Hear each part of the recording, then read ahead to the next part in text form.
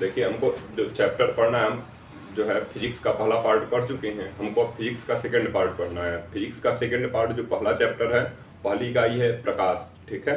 अब हम इस इकाई में जो है प्रकाश के बारे में ही पढ़ने वाले हैं। तो सबसे पहला जो फिजिक्स का चैप्टर है, हम कहेंगे कि 12 चैप्टर तो हम फर्स्ट पार्ट में पढ़ चुके हैं। 13वां चैप्टर जो फिजिक्स का है वह कौन सा है?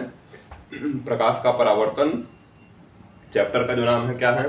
प्रकाश का परावर्तन, गोलीय दर्पण तथा प्रकाश का अपवर्तन, ठीक है। चैप्टर जो हमारा, चैप्टर का जो नाम है प्रकाश का परावर्तन, प्रकाश का परावर्तन, गोलीय दर्पण, गोलीय दर्पण तथा तथा प्रकाश का अपवर्तन, ठीक है, तथा प्रकाश का अपवर्तन, है ना। अब हम इस चैप्टर में जो है पहली हेडिंग जो पढ़ने वाले हैं, पहली हेडिंग हमारी कौन सी हो जाएगी?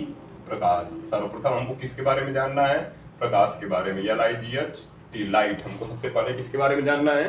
प्रकाश, ठीक है। मतलब हमको सबसे पहले किसके बारे में पढ़ना है? प्रकाश। हमारी पहली हेडिंग क्या होने वाली है? प्रकाश। प्रकाश क्या है? प्रकाश एक प्रकार की ऊर्जा है। हम यहाँ पे प्रकाश में जो है हम सबसे पहले किसकी परिभाषा पढ़ने वाले हैं? प्रकाश की। तो चलिए परिभाषा लिखते हैं प्रकाश की। प्रकाश ऊर्जा का वह रूप है जिसकी उपस्थिति में हम वस्तुओं को देख पाते हैं, ठीक है। प्रकाश ऊर्जा का वह रूप है जिसके द्वारा हम जो है वस्तुओं को देख पाते हैं, जिसके द्वारा उत्पन्न दृष्टि संवेदना के कारण हमारी आंखें जो है अपने चारों ओर रखी वस्तुओं को देख पाती हैं, ठीक है। अर्थात प्रकाश जो है एक प्रकार की ऊर्जा है, ठीक है, जिसके द्वारा उत्पन्न दृष्टि संवेदना के कारण, प्रकाश एक प्रकार की ऊर्जा है जिसके कारण उत्पन्न दृष्टि संवेदना के कारण हमारी आंखें अपनी चारों ओर की रखी वस्तुओं को देख पाती हैं, ठीक है। ये क्या हो जाएगा? प्रकाश की परिभाषा। क्या परिभाषा है?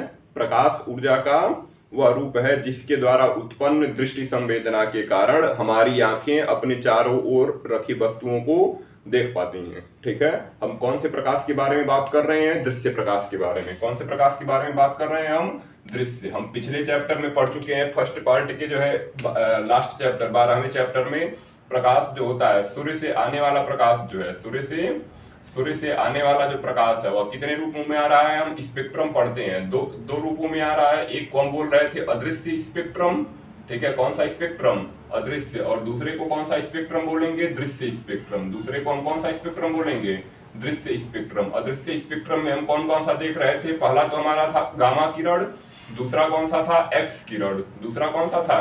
एक्स किरण। तीसरा जो है हम कौन सा पढ़ रहे हैं? तीसरा हमने पढ़ा है जो है पराबैंगनी, ठीक है। कौन सी किरण पढ़ी है? पराबैंगनी किरण। चौथा नंबर हमारा क्या था? चौथा नंबर हमारा था दृश्य किरण, ठीक है। पांचवा कौन सा है? पांचवा है हमारा औरक्त। कौन सी किरण है? पांचवा औरक्त। छठा नंबर कौन सा होगा? छठा नंबर हमारी जो है सूक्ष्म तरंगे या माइक्रो तरंगे थी। और सातवां नंबर हमारा कौन सा होगा? सातवां नंबर जो है रेडियो तरंगे हैं। सातवां नंबर कौन सी तरंगे हैं? रेडियो तरंगे, ठीक है। हम इसको देखते हैं, ये जो है कौन सा क्रम है? तरंगदैर्घ्य का बढ़ता क्रम है। ये तरंगदैर्घ्य का कौन सा क्रम है? तरंगदैर्घ्य का बढ़ता क्रम है। अर्थात ऊपर से नीचे जाने पर जो है विभिन्न तरंगों का जो है तरंगदैर्घ्य बढ़ रही है। अर्थात सबसे कम जो है तरंगदैर्घ्य किसकी होगी? गामा किरण की। और सबसे अधिक तरंगदैर्घ्य कौन सी किरण की है? रेडियो तरंगों की, ठीक है। सबसे अधिक तरंगदैर्घ्य किसकी होगी? रेडियो तरंगों की। हमको जो प्रकाश पढ़ना है वो कौन सा प्रकाश है? दृश्य प्रकाश है, जिसके बारे में सर्वप्रथम न्यूटन ने बताया था। तो हम प्रकाश की परिभाषा तो पढ़ ही चुके हैं। प्रकाश ऊर्जा का वह रूप है जिसके द्वारा उत्पन्न दृष्टि संवेदना के कारण हम अपनी चारों ओर रखी वस्तुओं को देख पाते हैं। अब हमको वस्तुओं के बारे में पढ़ना है। वस्तुएं क्या हैं? वस्तुएं जो है दो प्रकार की होती हैं। एक को हम बोलते हैं दीप्त वस्तुएं और दूसरे को कौन सी वस्तुएं बोलेंगे? अदीप्त वस्तुएं, ठीक है। पहली हेडिंग क्या होगी? दीप्त वस्तुएं। और दूसरे को हम क्या बोलेंगे? अदीप्त वस्तुएं। दीप्त वस्तुएं क्या हैं? दीप्त वस्तुएं क्या होंगी? वे वस्तुएं जो स्वयं प्रकाश उत्पन्न करती हैं, अर्थात जो स्वयं ही प्रकाश का उत्सर्जन करती हैं, उन वस्तुओं को हम क्या बोलेंगे? दीप्त वस्तुएं। जैसे उदाहरण में हम देख सकते हैं सूर्य, बल्ब, ठीक है। ये सब क्या करते हैं? अपना प्रकाश स्वयं उत्पन्न कर रहे हैं। तारे, सूर्य क्या है? एक तारा है। अर्थात ये सभी जो है जो वस्तुएं क्या करती हैं? स्वयं प्रकाश उत्पन्न करती हैं, उन्हें हम कौन सी वस्तुएं बोलेंगे? दीप्त वस्तुएं, ठीक है।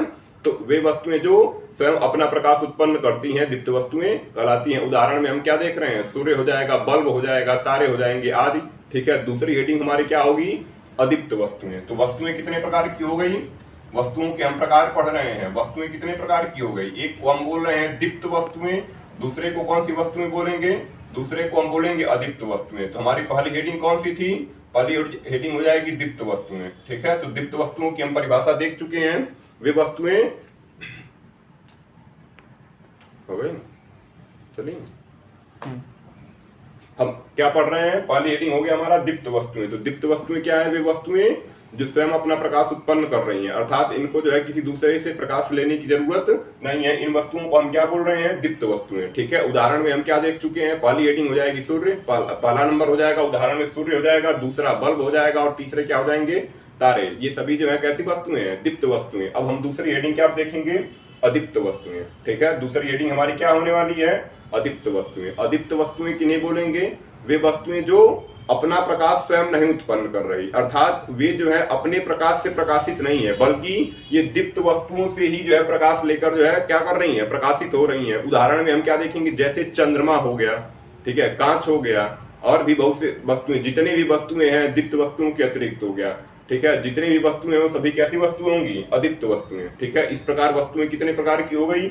दो प्रकार की। एक को हम क्या बोल रहे हैं? दीप्त वस्तुएं, दूसरे को अदीप्त वस्तुएं। दीप्त वस्तुएं जो अपना प्रकाश स्वयं उत्पन्न कर रही हैं, ठीक है, अपने प्रकाश से स्वयं प्रकाशित हैं, उन्हें हम क्या बोलेंगे? दीप्त वस्तुएं, अर्थात इनको किसी दूसरे की प्रकाश की जरूरत नहीं है। ठीक है, जैसे हो जाएगा उदाहरण हो गया सूर्य हो गया, बल्ब हो गया, तारे हो गया, ये सभी कौन से उदाहरण है? दीप्त वस्तुओं के। अदीप्त वस्तुएं क्या है? जो अपने प्रकाश से प्रकाशित नहीं है, बल्कि दीप्त वस्तुओं का ही प्रकाश लेकर जो है चमक रही है, ऐसी वस्तुओं को हम क्या बोलेंगे? अदीप्त वस्तुएं। जैसे चंद्रमा, चंद्रमा किसके प्रकाश से प्रकाशित है? सूर्य का प्रकाश ले रहा है। ठीक है, चंद्रमा किसके प्रकाश से जो है प्रकाशित हो रहा है? सूर्य के प्रकाश से। ठीक है, तो चंद्रमा कौन सी वस्तु हो गई? अदीप्त वस्तुएं हो गया। कांच हो गया, और भी बहुत सी चीजें हो गई, सभी कौन सी वस्तुएं हैं? अदीप्त वस्तुएं। ठीक है, इस प्रकार जो है अदीप्त वस्तुओं का उदाहरण क्या हो जाएगा? चंद्रमा, कांच आदि। ठीक है, अब हमको अगली हेडिंग क्या देखनी है? प्रकाश। प्रकाश तो हम देख चुके हैं। ठीक है, प्रकाश कैसा है? एक तो प्रकाश जो है दृश्य है। ठीक है, दृश्य में हम कौन कौन से प्रकाश के बारे में पढ़ रहे थे? दृश्य में हम जानते हैं, ठीक है, दृश्य में हम 7 रंगों का प्रकाश बता दिए गया है। कौन कौन सा? VIB, GY, OR। ठीक है, अर्थात V से हो जाएगा वायलेट यानी बैगनी, ठीक है, I से हो जाएगा इंडिगो यानी जामुनी, ठीक है, B से हो जाएगा ब्लू यानी नीला, ठीक है, G से हो जाएगा ग्रीन यानी हरा, Y से हो जाएगा येलो यानी पीला, ठीक है, O से हो जाएगा ऑरेंज यानी नारंगी, ठीक है, R से हो जाएगा रेड यानी लाल। ठीक है, अब हम इस प्रकाश का जो है, इस प्रकाश का क्या पढ़ने वाले हैं? गुण। तो हमारी अगली हेडिंग क्या होने वाली है? अगली हेडिंग हो जाएगी प्रकाश का गुण। हम प्रकाश के विभिन्न गुणों को जो है क्या करने वाले हैं? पढ़ने वाले हैं। तो लिखेंगे क्या? हेडिंग हो गई हमारे प्रकाश का गुण। ठीक है, तो क्या लिखेंगे इसके नीचे? प्रकाश के प्रमुख गुण निम्न है। ठीक है, पहला क्या लिखेंगे? प्रकाश जो है स्वयं में ही अदृश्य है। ठीक है, प्रकाश स्वयं में अदृश्य है, परंतु इसकी उपस्थिति में क्या हो रहा है? वस्तुएं दिखाई देती हैं। प्रकाश स्वयं में जो है, प्रकाश स्वयं अदृश्य है और इसकी उपस्थिति में हम क्या देख रहे हैं? वस्तुएं जो है इसकी उपस्थिति में दिखाई देती हैं। दूसरा क्या हो जाएगा? दूसरा प्रकाश जो है, प्रकाश ऊर्जा का संचरण कैसे हो रहा है? प्रकाश जो है किस रूप में चल रहा है? वैद्युत चुंबकीय तरंगों के रूप में चल रहा है। प्रकाश कौन सी तरंगों के रूप में चल रहा है? वैद्युत चुंबकीय तरंगे। ठीक है, पहले ही बता दिया गया है पिछले चैप्टर में, पिछले पार्ट में। वैद्युत चुंबकीय तरंगे क्या है? वैद्युत चुंबकीय तरंगे क्या हो जाएंगी? तरंगे जो है कितने प्रकार की थी? तरंगे जो है हमारी 2 प्रकार की हैं। तरंगे कितने प्रकार की हैं? 2 प्रकार की। एक को हम बोलते हैं यांत्रिक तरंगे। एक को कौन सी तरंगे बोलेंगे? यांत्रिक तरंगे। और दूसरे को हम क्या बोलेंगे? दूसरे को हम बोलेंगे वैद्युत चुंबकीय तरंगे। पहली हेडिंग है यांत्रिक तरंगे, पहला प्रकार था यांत्रिक तरंगे, और दूसरे को वैद्युत चुंबकीय तरंगे बोलते हैं। यांत्रिक तरंगे क्या होंगी? यांत्रिक तरंगों की परिभाषा बता दी गई है। जिन तरंगों को चलने के लिए किसकी जरूरत है? माध्यम की जरूरत है, उन्हें हम कौन सी तरंगे बोलेंगे? यांत्रिक तरंगे। वैद्युत चुंबकीय तरंगे क्या होंगी? जिन तरंगों को चलने के लिए माध्यम की कोई जरूरत नहीं है, उन तरंगों को हम क्या बोलेंगे? वैद्युत चुंबकीय तरंगे। हम यांत्रिक तरंगों में देख सकते हैं, यांत्रिक तरंगे जैसे ध्वनि तरंगे कौन सी तरंगे होंगी? यांत्रिक तरंगे। वैद्युत चुंबकीय तरंगों में हम कौन सी तरंगे जानते हैं? वैद्युत चुंबकीय तरंगों में हम किसको जानते हैं? प्रकाश तरंगों को हम जानते हैं। प्रकाश को चलने के लिए माध्यम की आवश्यकता नहीं है। ठीक है, इसलिए प्रकाश कौन सी तरंग है? प्रकाश वैद्युत चुंबकीय तरंग है। ये भी ध्यान रखना है, सभी वैद्युत चुंबकीय तरंगे कैसी होंगी? सभी वैद्युत चुंबकीय तरंगे अनुप्रस्थ होती हैं। ठीक है, सभी वैद्युत चुंबकीय तरंगे कैसी होंगी? अनुप्रस्थ। अनुप्रस्थ तरंगे किन्हें कहेंगे? वे तरंगे जब किसी माध्यम में जो है तरंग के संचरित होने पर माध्यम के कण कैसे कंपन करेंगे? लंबवत कंपन करेंगे। तो हम उन तरंगों को कौन सी तरंगे बोलेंगे? अनुप्रस्थ तरंगे। तो वैद्युत चुंबकीय तरंगे प्रकृति में कैसी होंगी? अनुप्रस्थ होंगी। जबकि यांत्रिक तरंगे जो होती हैं वह प्रकृति में अनुप्रस्थ और अनुदैर्ध्य दोनों हो सकती हैं। अनुदैर्ध्य तरंगे किन्हें बोलेंगे? जब किसी माध्यम में तरंग के संचरित होने पर माध्यम के कण तरंग के संचरण के समानांतर कंपन करें तो हम उन तरंगों को कौन सी तरंगे बोलेंगे? अनुदैर्ध्य तरंगे। अनुप्रस्थ तरंगे क्या होंगी? जब माध्यम के कण कैसे कंपन करेंगे? लंबवत कंपन करेंगे। ठीक है, तो हम प्रकाश के गुण में पहला नंबर क्या पढ़े हैं? प्रकाश स्वयं में अदृश्य होता है परंतु इसकी उपस्थिति में क्या होता है? वस्तुएं दिखाई देती हैं। दूसरा, प्रकाश किस रूप में चल रहा है? प्रकाश वैद्युत चुंबकीय तरंगों के रूप में चलता है। ठीक है, यह कैसी प्रकृति में कैसी है? तीसरा नंबर। दूसरा नंबर क्या हो गया? प्रकाश जो है प्रकाश वैद्युत चुंबकीय तरंगों के रूप में संचरित हो रहा है। तीसरा नंबर क्या होगा? प्रकाश प्रकृति में कैसी है? अनुप्रस्थ है। प्रकाश प्रकृति में कैसा है? अनुप्रस्थ है। ठीक है, प्रकाश प्रकृति में अनुप्रस्थ है। अर्थात हम पढ़ चुके हैं पीछे, इसमें जो होता है वैद्युत क्षेत्र, अनुप्रस्थ तरंगों में जो होता है वैद्युत चुंबकीय तरंगों में वैद्युत क्षेत्र और चुंबकीय क्षेत्र के जो कंपन होते हैं वह परस्पर कैसे हो जाएंगे? यहाँ पे होता है ई, यहाँ पे बी, यहाँ पे बी या यहाँ पे ई, परस्पर ई और बी परस्पर कैसे होते हैं? लंबवत होते हैं। ई और बी आपस में तो लंबवत हैं ही, तरंग के चलने के भी लंबवत हैं, तरंग संचरण के भी ये कैसे हैं? तरंग संचरण की लंबवत ये भी हैं। ठीक है, जिधर तरंग चल रही है उसकी लंबवत भी ये क्या कर रहे हैं? गति कर रहे हैं। ठीक है, तो तीसरा नंबर गुण में हम क्या लिखेंगे? यह प्रकृति में कैसी होती है? अनुप्रस्थ होती है, जिसमें वैद्युत क्षेत्र, यह प्रकृति में कैसी है?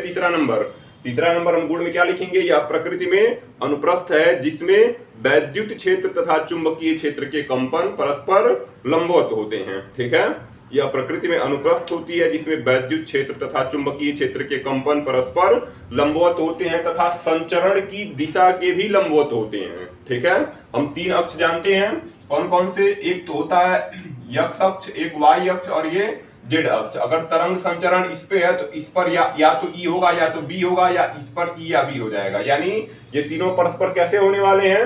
लंबवत होने वाले हैं। E और B आपस में तो लंबवत हैं ही, साथ में तरंग के संचरण के भी लंबवत होते हैं ये। ठीक है, तो गुण में तीसरा नंबर क्या हो गया? यह प्रकृति में अनुप्रस्थ होती है। पहला गुण क्या था? प्रकाश स्वयं अदृश्य है परंतु इसकी उपस्थिति में वस्तुएं दिखाई देती हैं। दूसरा नंबर, प्रकाश कौन सी तरंगों के रूप में चल रहा है? प्रकाश वैद्युत चुंबकीय तरंगों के रूप में चल रहा है। ठीक है, तीसरा नंबर क्या हुआ? यह प्रकृति में अनुप्रस्थ होती हैं, अर्थात इसमें जो है वैद्युत क्षेत्र तथा चुंबकीय क्षेत्र के कंपन कैसे होंगे? परस्पर लंबवत होते हैं, साथ ही तरंग के संचरण के भी ये लंबवत होंगे। चौथा नंबर गुण में हम क्या देखेंगे? इन तरंगों को संचरण के लिए हम बता चुके हैं पहले ही, प्रकाश कौन सी तरंग है? वैद्युत चुंबकीय तरंग है, अर्थात इनको चलने के लिए किसी माध्यम की जरूरत नहीं है। तो हम चौथा नंबर गुण में क्या लिखेंगे? इनके संचरण के लिए माध्यम की कोई आवश्यकता नहीं है। ठीक है, प्रकाश को चलने के लिए जो है माध्यम की कोई जरूरत नहीं है। क्यों? क्योंकि प्रकाश कैसी तरंग है? वैद्युत चुंबकीय तरंग है। ठीक है, तो चौथा नंबर हम गुण में क्या लिखेंगे? इनके संचरण के लिए माध्यम की कोई आवश्यकता नहीं है, अर्थात इनका संचरण जो है निर्वात में भी हो सकता है। प्रकाश वहां पे भी चल सकता है जहां पे वायुमंडल अनुपस्थित है, अर्थात जहां पे निर्वात है वहां पे भी प्रकाश क्या होगा? संचरित होगा। और किस चाल से संचरित होगा? प्रकाश की निर्वात में जो चाल हो जाएगी वह कितनी है? 3 × 10⁸ मीटर प्रति सेकेंड है। अर्थात प्रकाश जो है निर्वात में 3 × 10⁸ मीटर प्रति सेकेंड की चाल से चलता है। अगर इसको किलोमीटर में बदलेंगे तो कितना आ जाएगा? 3 × 10⁵ किमी प्रति सेकेंड। क्यों? क्योंकि 1 मीटर बराबर जो होता है 10⁻³ किलोमीटर होता है। अतः जो है प्रकाश की जो निर्वात में चाल होगी 3 × 10⁸ मीटर प्रति सेकेंड होगी, या 3 × 10⁵ किमी प्रति सेकेंड होगी। ठीक है, ये गुण में कौन सा नंबर हो जाएगा? चौथा नंबर। ठीक है, प्रकाश का जो है हम पांचवा गुण लिखते हैं क्या? जब प्रकाश किसी एक माध्यम से दूसरे माध्यम में जाएगा, प्रकाश क्या होगा? एक माध्यम से दूसरे माध्यम में जाता है तो इसकी चाल तथा तरंग दैर्ध्य क्या क्या बदलने वाली है? प्रकाश का जो है एक माध्यम से, अर्थात यदि मान लेते हैं 2 माध्यम हैं, देखिए अगर हम इसको मान लेते हैं कोई जल से भरा पात्र है, ठीक है, अगर प्रकाश इससे वायु से, कहां से? वायु से अगर जल में जाएगा, ठीक है, तो इसकी क्या क्या चीज बदल जाएगी। प्रकाश जब एक माध्यम से दूसरे माध्यम में, पहला माध्यम वायु था, दूसरा माध्यम जल था, ठीक है, तो गुण में हम चौथा नंबर क्या लिखेंगे, पांचवा नंबर क्या लिखेंगे। जब प्रकाश एक माध्यम से दूसरे माध्यम में जाता है तो इसकी चाल और तरंगदैर्घ्य बदल जाती है। क्या क्या बदलेगी, एक तो इसकी चाल बदल जाएगी, दूसरा इसकी तरंगदैर्घ्य बदल जाएगी, ठीक है। प्रकाश के एक माध्यम से दूसरे माध्यम में जाने पर क्या क्या बदलेगा, चाल और तरंगदैर्घ्य बदल जाएगी, परंतु दो चीजें नहीं बदलेंगी, एक तो आवृत्ति, ठीक है, आवृत्ति और रंग नहीं बदलता, ठीक है। क्या क्या बदल जाता है ये ध्यान रखने वाली चीज है, क्योंकि कई बार पूछा गया है, ठीक है। प्रकाश का एक माध्यम से दूसरे माध्यम में जाने पर प्रकाश की क्या बदल जाएगी, चाल बदल जाएगी और दूसरा तरंगदैर्घ्य बदल जाएगा। क्या क्या नहीं बदलेगा, आवृत्ति नहीं बदलेगी और रंग नहीं बदलेगा। तो हम चलिए गुण में लिखते हैं पांचवा नंबर, जब प्रकाश एक माध्यम से दूसरे माध्यम में जाता है तो इसकी चाल तथा तरंगदैर्घ्य बदल जाती है, परंतु आवृत्ति व रंग नहीं बदलते। अतः क्या लिखे, जब प्रकाश एक माध्यम से दूसरे माध्यम में जाता है तो इसकी क्या क्या बदल जाएगी, चाल और तरंगदैर्घ्य बदल जाएगी। क्या क्या नहीं बदलेगा, आवृत्ति और तरंगदैर्घ्य नहीं बदलती है। अर्थात किसी पदार्थिक माध्यम में प्रकाश के रंग का निर्धारण कहां से होगा, आवृत्ति से होता है, ठीक है। किसी पदार्थिक माध्यम में जो है, किसी पदार्थिक माध्यम में जो है प्रकाश के रंग का निर्धारण कहां से होगा, आवृत्ति से होता है, तरंगदैर्घ्य से नहीं। क्यों, क्योंकि हर माध्यम में तरंगदैर्घ्य क्या हो जाएगी, बदलती जाएगी, ठीक है। तो हम प्रकाश की कितने गुण पढ़ चुके हैं, 5। छठा क्या होगा, दृश्य प्रकाश की जो तरंगदैर्घ्य है, दृश्य प्रकाश की जो तरंगदैर्घ्य है वो कितनी है, बताया गया था। दृश्य प्रकाश में कौन कौन सा आ जाएगा, दृश्य प्रकाश में कितने रंग के प्रकाश आते हैं, एक तो हो जाएगा विविग्योर, अभी बताया गया था, VIBGYOR, ठीक है। क्या बताया गया है, विविग्योर। V से क्या हो जाएगा, बैगनी, ठीक है। I से क्या हो जाएगा, इंडिगो यानी जामुनी या आसमानी भी बोलते हैं। G से क्या हो जाएगा, ग्रीन यानी हरा। Y से क्या हो जाएगा, येलो यानी पीला। O से क्या हो जाएगा, ऑरेंज यानी क्या हो जाएगा, नारंगी, ठीक है।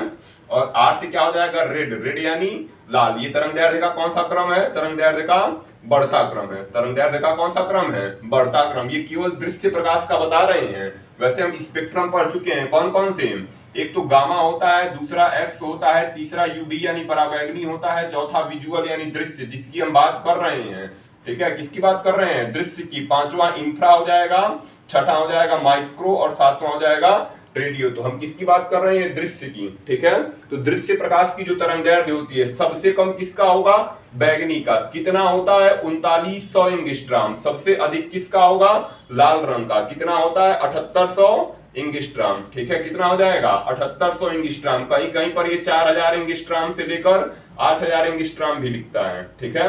कहीं कहीं पे हमको कई बुकों में 4000 एंगस्ट्राम से कितना दिखेगा, 8000 एंगस्ट्राम, लेकिन वास्तविक कितना है, 3900 से 7800 एंगस्ट्राम। तो हम छठा नंबर क्या लिखेंगे गुण में, दृश्य प्रकाश की जो तरंगदैर्घ्य होती है वो कितनी होती है, 3900 एंगस्ट्राम से कितनी हो जाएगी, 7800 एंगस्ट्राम होती है, ठीक है।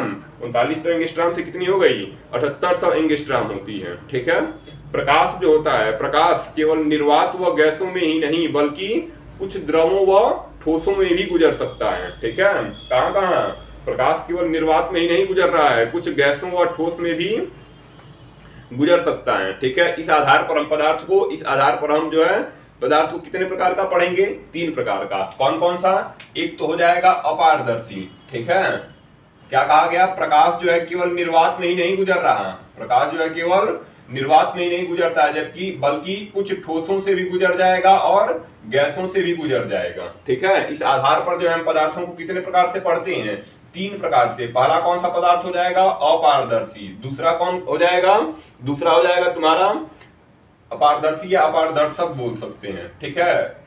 पहला नंबर क्या हो जाएगा, अपारदर्शक, ठीक है, अपारदर्शक, ठीक है। दूसरा नंबर हो जाएगा पारभाषक, दूसरा नंबर कौन सा हो जाएगा, पारभाषक। और तीसरा नंबर कौन सा हो जाएगा, पारदर्शक, ठीक है।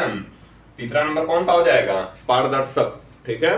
तो हम 3 प्रकार से पदार्थों को पढ़ रहे हैं, कौन कौन सा, अपारदर्शक, दूसरा पारभाषक और तीसरा पारदर्शक, ठीक है। कितने प्रकार हो गए, 3 प्रकार। तो पहली हेडिंग हम क्या लिखेंगे, अपारदर्शक, ठीक है। कौन सा लिखेंगे, अपारदर्शक। तो वे पदार्थ जिनसे होकर प्रकाश का कोई भी भाग नहीं गुजर पाए, अर्थात एक तरफ से प्रकाश डालो, दूसरी तरफ से कोई प्रकाश ना मिले। जैसे अब हाथ पे हम अगर टार्च लगा दें तो इधर से कोई प्रकाश नहीं आने वाला है, तो हमारा हाथ कैसा हो गया? अपारदर्शक पदार्थ हो गया। ठीक है, अर्थात जिन पदार्थों से होकर प्रकाश का कोई भी भाग दूसरी तरफ नहीं गुजर पाता है, उन पदार्थों को हम कौन सा पदार्थ बोलेंगे? अपारदर्शक पदार्थ। ठीक है, अर्थात दूसरी तरफ प्रकाश का नगण्य मात्रा गुजरेगी। ठीक है, दूसरी तरफ हमको जो है प्रकाश की नगण्य मात्रा प्राप्त होगी, उन पदार्थों को हम कौन सा पदार्थ बोलेंगे? अपारदर्शक पदार्थ। ठीक है, तो परिभाषा पहले नंबर की अपारदर्शक पदार्थ की क्या हो जाएगी? वे पदार्थ जिनसे होकर जो है प्रकाश का अधिकांश भाग बाहर नहीं निकल पाता। ठीक है, यानी प्रकाश का कोई भी भाग बाहर नहीं निकलेगा। ठीक है, जिन पदार्थों से होकर प्रकाश का कोई भी भाग बाहर नहीं निकल पाता है, उन पदार्थों को हम कौन सा पदार्थ बोलेंगे? अपारदर्शक पदार्थ। ठीक है, पारभासक पदार्थ क्या हो जाएंगे? पारभासक जिनसे होकर प्रकाश की कुछ मात्रा, ठीक है, जिनसे होकर प्रकाश की कुछ मात्रा जो है दूसरी तरफ मिलेगी, उन पदार्थों को हम कौन सा पदार्थ बोलेंगे? पारभासक। ठीक है, जैसे अपारदर्शक में हम क्या देखेंगे? लकड़ी हो गया, मेज हो गया। ठीक है, ये सब ऐसे पदार्थ हो गए, पत्थर हो गया, ये सभी कौन से पदार्थ हो जाएंगे? अपारदर्शक पदार्थ। अपारदर्शक पदार्थ की परिभाषा क्या हो गई? जिन पदार्थों से होकर प्रकाश का कोई भी भाग नहीं गुजर पाता, उन पदार्थों को हम अपारदर्शक पदार्थ कहते हैं। जैसे लकड़ी हो गया, पत्थर हो गया, आदि पदार्थ हो जाएंगे इसमें। ठीक है, पारभासक पदार्थ किन्हें बोलेंगे? जिन पदार्थों से होकर प्रकाश की कुछ मात्रा दूसरी तरफ प्राप्त हो जाए। ठीक है, जैसे तेल में किसी कागज को भिगो लो और उस पर टार्च जलाओ, देखोगे तो क्या होगा? कुछ मात्रा जो है प्रकाश की क्या हो रही है? बाहर गुजर रही है। तो ऐसे पदार्थों को, कौन से पदार्थों को?